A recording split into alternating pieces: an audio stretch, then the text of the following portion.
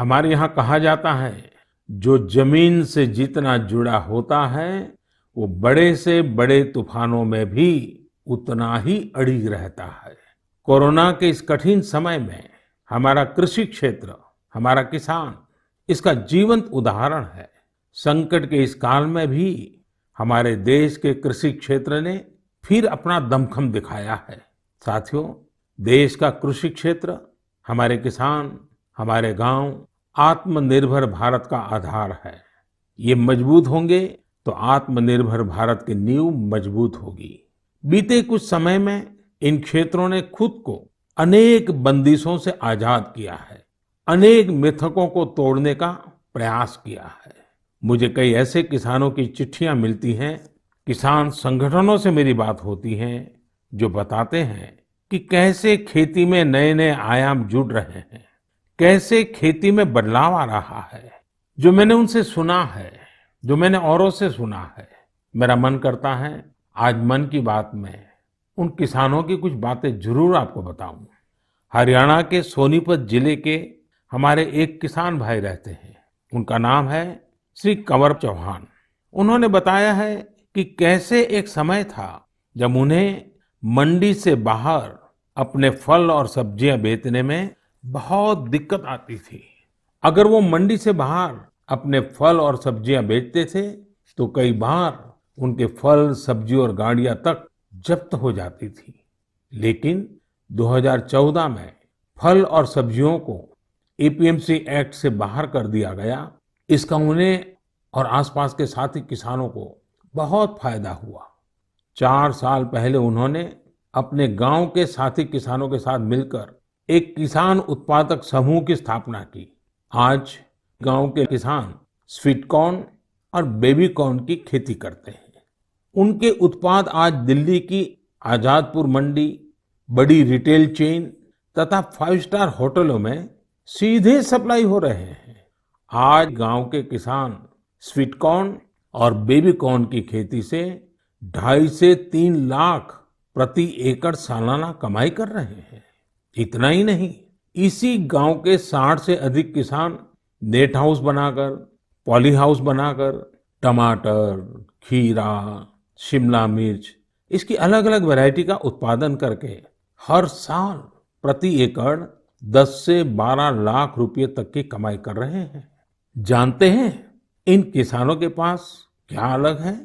अपने फल सब्जियों को कहीं पर भी किसी को भी बेचने की ताकत है, और ये ताकत ही उनकी इस प्रगति का आधार है।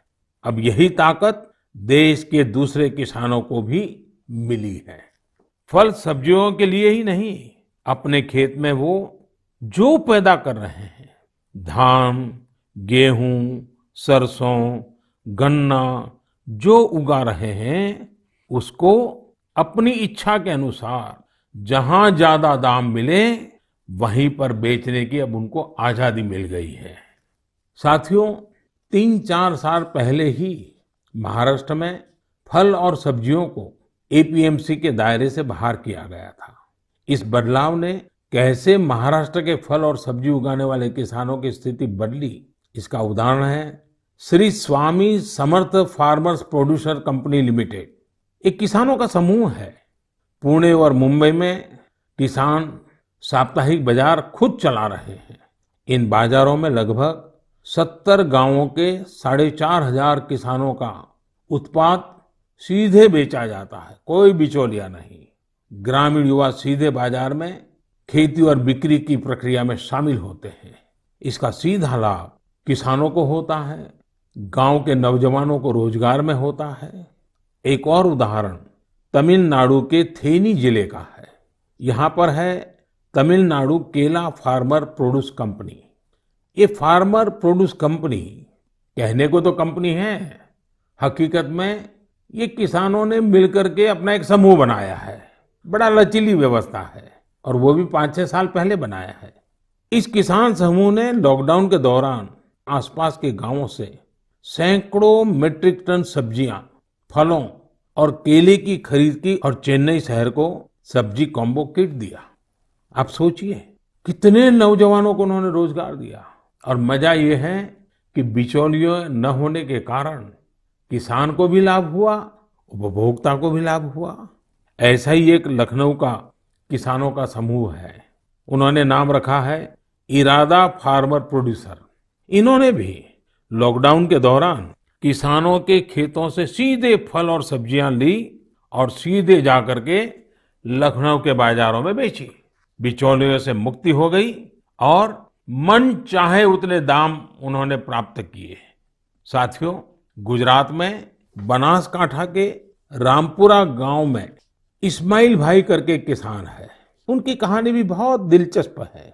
इस्माइल भाई खेती करना चाहते थे, लेकिन अब जैसी ज्यादातर सोच बन गई है, उनके परिवार को भी लगता था कि इस्माइल भाई ये कैसी बात कर रहे हैं। इस्माइल भाई के पिता खेती करते थे, लेकिन इसमें उनको अक्सर नुकसान ही होता था।